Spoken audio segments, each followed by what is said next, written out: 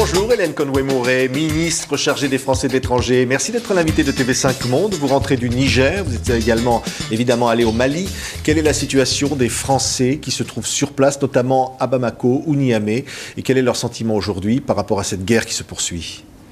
Alors, c'est un sentiment assez contrasté, puisque le Mali est un pays en guerre aujourd'hui, alors que le Niger ne l'est pas, bien que les Nigériens ont une unité qui est intervenue très très vite, dès le 28 janvier, 500 hommes qui ont été mis à disposition et qui a combattu auprès des troupes maliennes et françaises au Nord Mali.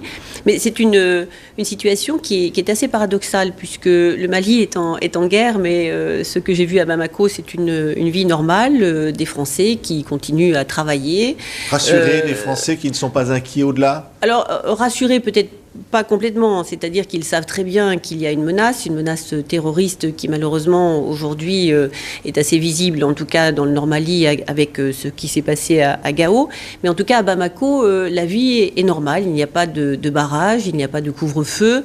Et les lycées français ne sont toujours pas réouverts? Le lycée français n'est pas réouvert, tout simplement parce que nous ne sommes pas sûrs aujourd'hui que la sécurité extérieure du lycée puisse être assurée par les forces de sécurité maliennes. Ça veut dire qu'on espère rapidement l'ouverture de ce lycée? Alors rapidement, ce qui a été prévu, c'est qu'il serait réouvert au mois d'avril.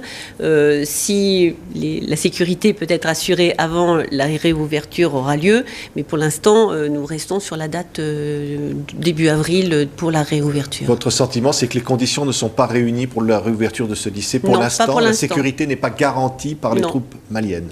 Disons que la menace terroriste est forte et qu'on ne peut pas s'assurer aujourd'hui de la sécurité des enfants. Et donc, plutôt que de mettre des enfants en danger, eh bien, nous préférons un peu plus de sécurité. C'est une décision qui est très très grave, vous savez, de fermer un lycée, parce que c'est donner l'impression à l'ensemble de la communauté qu'il y a en effet cette menace et que, enfin, ils réagissent comme cela en tout cas. On ferme le lycée et l'évacuation suit pratiquement automatiquement. Là, ce n'est pas le cas. Quand on se promène, quand on traverse la ville de Bamako, on se rend compte que la vie est normale. Enfin, pas tout à fait. On voit bien que le centre culturel français est aussi fermé là pour assurer la sécurité passive, c'est-à-dire on a besoin de quelques constructions à l'extérieur pour assurer la sécurité du bâtiment.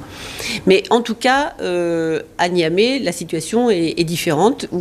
Là, il y a une sécurité, même qui est assez oppressante pour notre communauté française, qui est assurée, mais le lycée est ouvert parce que justement, on peut compter sur cette sécurité des forces de sécurité locales qui est assurée par les Nigériens. Il y a des Français dans le Nord, malgré les conseils qui ont été donnés de ne pas s'y rendre dans la zone rouge? Alors, quand j'étais à Bamako, on m'a dit que certains Français entendaient bien retourner dans le Nord parce qu'ils y avaient toujours habité et qu'ils ont envie de retourner chez eux tout simplement. Alors bien sûr, ils en sont dissuadés, mais après on ne peut rien imposer aux personnes. Oui. Quelle est la situation de nos otages, des 7 Français otages? Écoutez, c'est une situation que nous suivons quotidiennement. Le président de la République a reçu les familles. Le centre de crise est en liaison pratiquement quotidienne avec les familles aussi pour les rassurer, pour faire un suivi. Ça veut dire que le contact est toujours établi avec les ravisseurs? Bien sûr, bien sûr. Il y a eu... Mais il y va de la vie des otages, et vous savez bien qu'il faut être incroyablement prudent. Moi, je déplore certaines rumeurs... notamment sur le versement d'une rançon. Voilà, mais cela sert à quoi?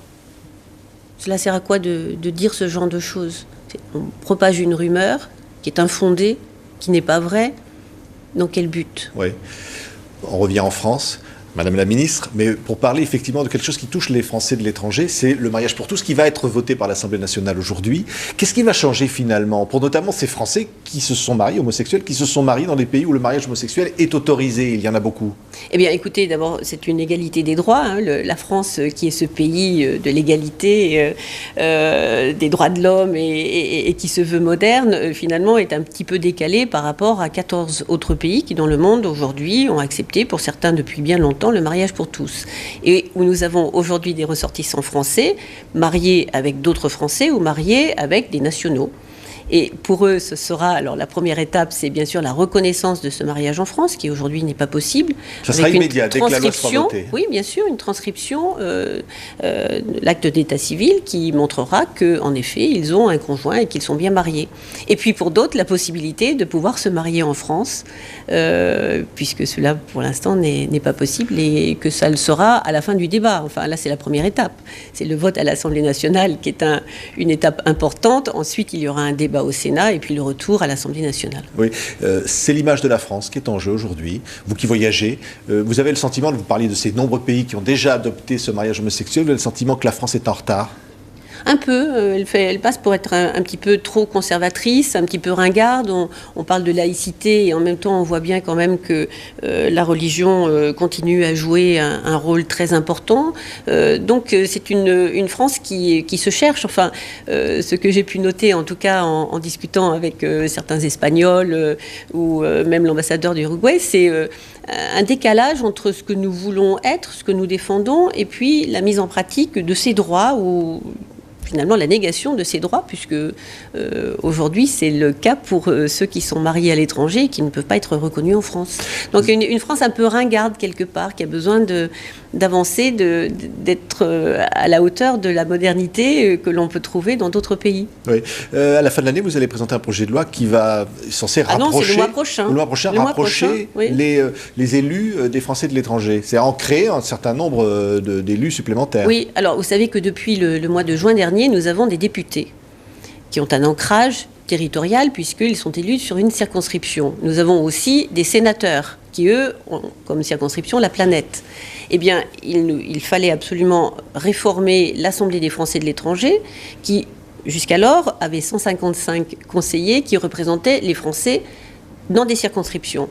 L'arrivée des députés fait qu'on ne peut pas avoir des députés et des sous-députés, donc il faut rééquilibrer à la fois les compétences de ces conseillers locaux, élus locaux, par rapport aux parlementaires. Ça veut dire 450 élus. Oui, mais enfin, la planète est vaste. Oui. Et puis, nous avons 2,5 millions de Français. Donc, d'avoir 450 personnes qui représentent 2,5 millions de personnes, vous savez, c'est pas un quota qui est... Oui. Ça va coûter plus cher ? Non, ça ne coûtera pas plus cher puisque la réforme se fait à coût constant. Donc nous avons un redéploiement en effet des indemnités qui sont aujourd'hui versées à ces conseillers, les 155 qui vont donc gagner moins, peut-être avoir des difficultés pour exercer leur mandat ? Non, parce que le mandat aujourd'hui s'exerce sur une circonscription qui peut être très vaste. Demain, nous aurons des élus locaux, tels des conseillers municipaux, qui seront au plus près de leur communauté française. Donc ils n'auront pas à traverser des continents entiers, comme c'est le cas pour certains, notamment en Chine.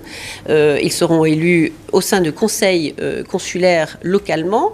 Et puis, nous avons quand même prévu qu'il y ait, au niveau régional, des rencontres pour qu'ils puissent échanger. On peut imaginer qu'en Chine, par exemple, 1 ou 2 réunions annuelles de l'ensemble des conseillers seraient profitables.